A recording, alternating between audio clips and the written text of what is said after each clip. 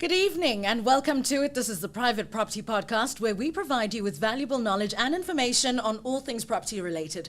Whether you're a first-time home buyer, a seasoned investor, or you're just looking for some expert advice, we have got you covered. So all you need to do is tune into the show every Tuesday and Thursday at 7 p.m. for tips, insights, and expert advice on all of your burning property-related questions, because we cover all topics related to property. That's because this podcast is brought to you by Private Property. Remember, you can find your new home on privateproperty.co.za.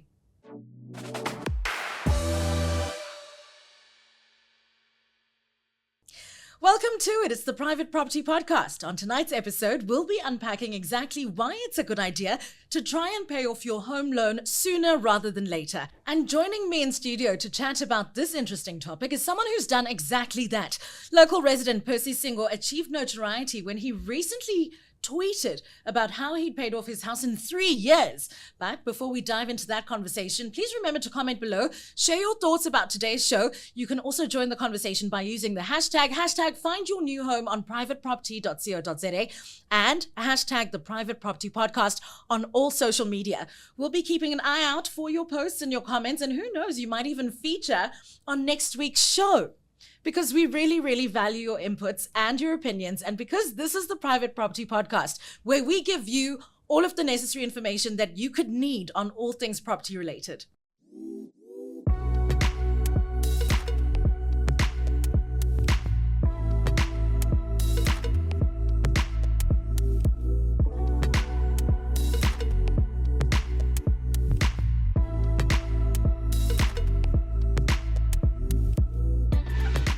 Like I said before, joining me in studio, Percy Singo. Percy, thank you so much for being here. How are you? Thank you so much for having me.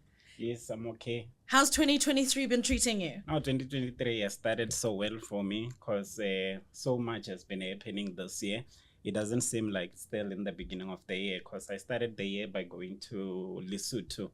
I just came back from Lesotho for a property seminar, which I was a speaker in that side. Okay. And then there's been a lot of things happening, which we are hosting seminars around the country in South Africa. So there's been just a lot of wonderful things happening in 2023. Have you had your finger in this property pie the whole time? Yes, it started way back there in 2015. So it has been a long time now. Yes. Okay. Speaking of property, I'm going to read, because you might not have seen it. So I'm going to read this viral post of yours where you said, how I paid off my house in 3 years. What? I bought a house in 2015 September for 522,000 Rand. One day sitting in my garden, I decided to say I wanted to pay it off in 3 years, and I opened an investment account, which I was saving 15,000 Rand monthly for 3 years. Then by October 2018, I had 520,000 Rand. I requested the closing balance that I had financed, Standard Bank had financed you. They indicated that you still owed 512,000 Rand, right? Which implies that for 3 years, it only dropped by 10,000 Rand. But this is how much I had paid in 3 years. And then that was only 210,600 Rand. But then only 10,000 Rand went into the bond, ne? Yes. And 200,000 went to interest. And you say that alone was a lesson. Never pay the amount stipulated by the bank, but you must always pay more to reduce interest. I also learned that if I paid the 5,850 plus the 15,000 Rand towards the bond repayment, instead of creating a separate investment account, I would have paid up the house in 2 years and 6 months, saving myself 6 months of the 5,850 plus the 15,000 Rand, which equals 120,000 Rand. Am I talking to someone here? Okay, you're talking to me. Lots of numbers. What happened? Okay, it started way back in 2015 with regards to the house, but the saving has been in me for a long time. Ever since I started working, I have developed the lifestyle of saving. So I started working back in 2010. And then when I was working, then I was earning only 6,000, but I was saving 3,000 every month. How? I did that for a period. Where did you live that you could save half of your salary of 6,000? But things have changed. When I talk about this testimony, when you look at 6,000, a 6,000 in 2010 it's completely different from a 6,000 now. Yeah. So then 6,000, and in Mpumalanga, I was able to live, and I had a company car, so it was easy for me to live with 3,000. So it started then. Then after 3 years of being employed, I bought my car cash. After buying my car cash, that's when I realized that I've got these habits of living a life of saving, and so that's when I started buying a house. I decided to say, no, let me pay off this house in 3 years. So what was the original bond for? What did you... The original bond was 522,000, and then I decided to say every month, let me save 15,000 for 3 years. After 3 years, that's when I had 520,000. That's when I went to the bank to say, can I pay off this bond? I wanted a settlement amount. Then they gave me 512,000. That's when I was surprised to say, I've been paying this house for 3 years, but it only dropped by 10,000 rand from the 512 now. Yes, from the 522 to 512,000. Yeah. Yes. That's when I started to research of ways of how to pay off your bond quicker. And then I realized that if I had paid extra on the bond, I would have finished that house in 2 years, 6 months instead of the 3 years. So if I didn't open an investment account, which the interest is so little compared to paying off more, and then you destroy the interest of the house. So I would have paid it up quicker than the way I did. So initially, how long were you supposed to pay it, and like how many years? Mine was even longer, because usually it's 20 years, but mine was 25 years. Why? So I think it was the issue of affordability then when I bought the house. So it was even longer. Okay, so now what inspires you? You look at this thing and you go, you know what? I want to do this in 3 years' time. How do you get to that? You were sitting in your garden one day, you were smelling the flowers, the sun was shining, maybe there was a dog running around. Now Percy decides, in fact, yes. No, I think it's the way I grew up. Like, I grew up in a church environment where they were teaching a lot about investment.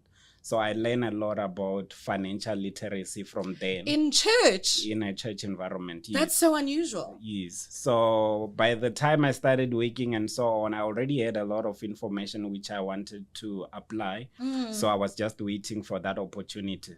So I was already having that lifestyle of not liking debts from the beginning. So when I started working, I was already saving from the first month. So when they said 25 years, you as Percy, you actually already knew that I'm not going to do this in 25 years. I'm going to do it in less. Yes, when I was just thinking, or I bought my first car cash in a period of 3 years when I was earning way less than what I was earning in 2015. So for me, I was like, I'm not going to pay off this bond in 25 years.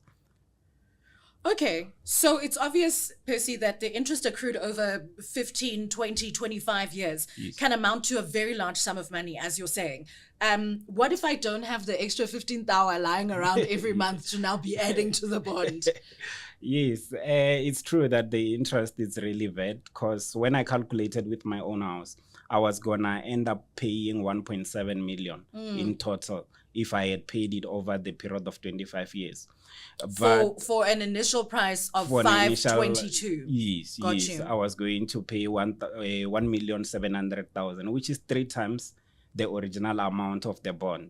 So it's very important to pay extra. And then when I say 15,000, it's just my testimony of 15,000. I'm not saying everyone must go out there. Yeah, because the people are asking, they're asking, where did you get the 15,000 every month? How did you make it so that, when month end comes and you look at your account and then you see, maybe this last 100 rand I can use for whatever. When now, okay, 15,000 every month. I think I developed it then in 2010. If I was able to live with 3,000 during the World Cup in 2010 is when you decided to start saving. The rest of us were throwing money. Yeah, I think the whole thing started then. So I developed a lifestyle. By 2015, it was already in me. So I was earning way better than that. I was earning around 32,000 in 2015. So to be saving 15,000 was possible, and it was like my lifestyle. Yeah.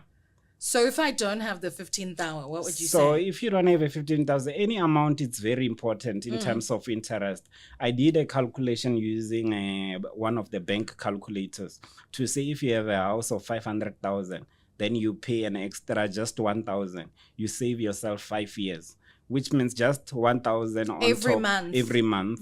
You'll save yourself 5 years, which means instead of 20 years, you'll pay it for 15 years. So any amount will reduce the amount of time you need to pay off that bond. It's not necessarily that you must look at the 15,000. Look at the principal, because that's what matters. Yeah. Every little bit counts. Yes. And helps. Yes. Didn't you study civil engineering? Yes, I studied civil engineering. So how did you come to now be giving financial advice on social media?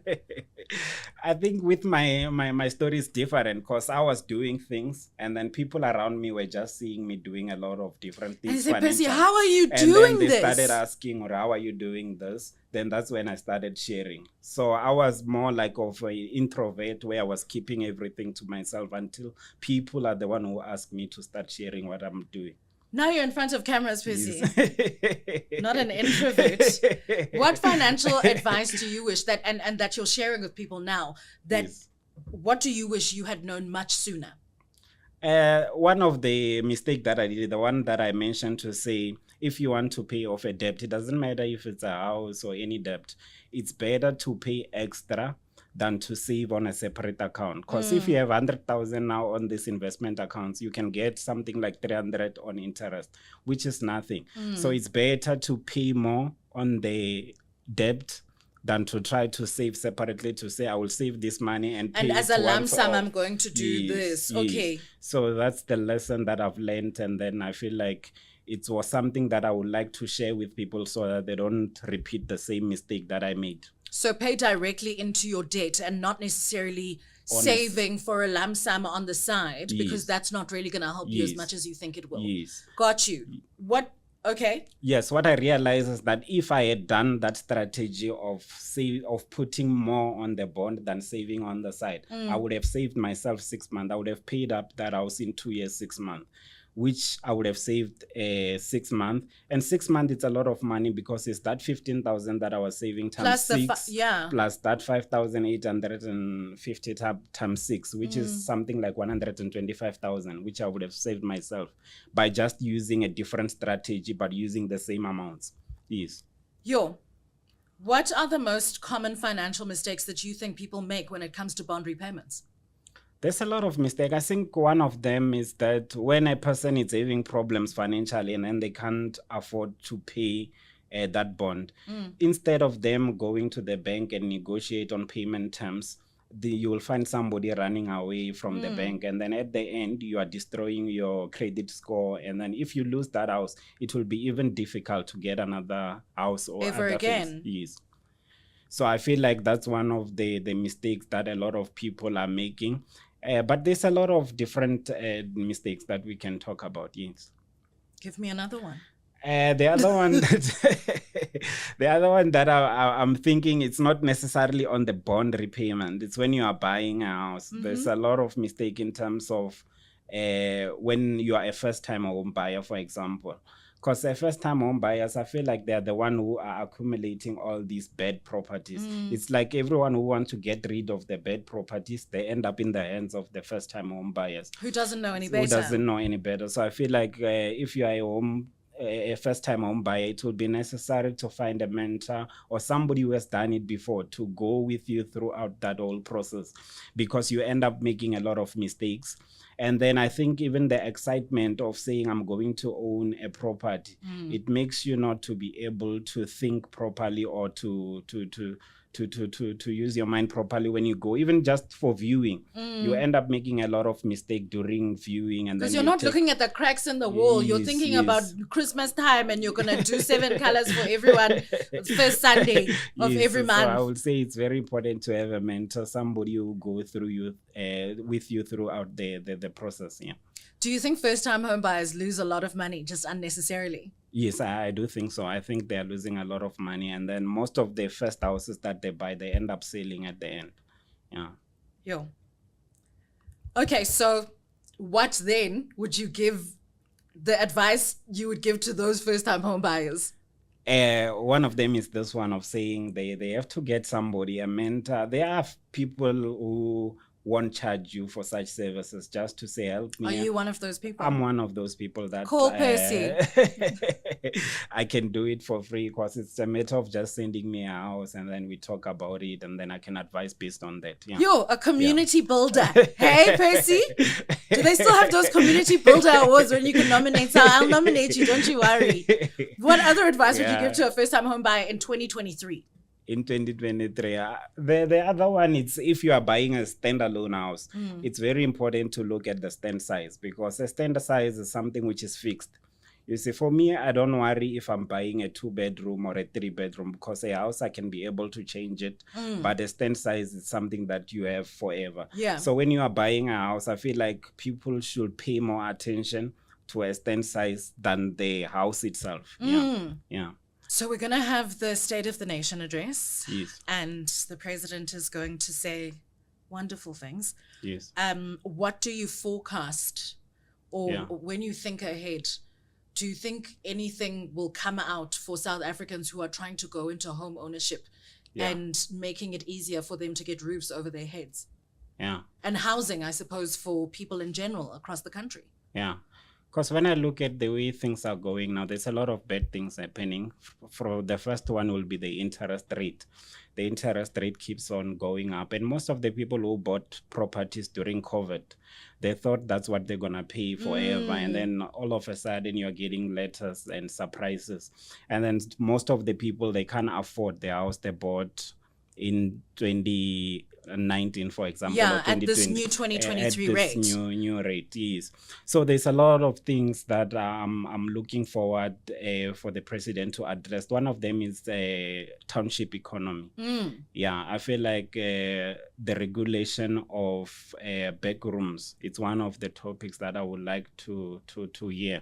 Because I feel like a lot of people have lost jobs, and a lot of people, they have houses which they can't do anything to use them to make money out of that. So if they can address such things of regulating or giving approval for back rooms. What kind of approval? For me, I feel like... Now you're regulating our things. At the moment, I feel like there's no proper regulations. And then there isn't. You pay the money and you live there. And then a back room is not allowed at the moment. You are not allowed to have a back room. Where must we live? So those are the challenges that you're saying the government must remove people from back rooms, Percy. At the moment, they are not allowed to have a back room. It's not legal to have a back room. So you want them to make it legal? To make it legal so that it can be regulated, so that backroom livers can also have rights of regular tenants and not be cut out of the thing because they're living in an illegal structure or situation. You can even get penalized on your tax and receipts account for having a back room,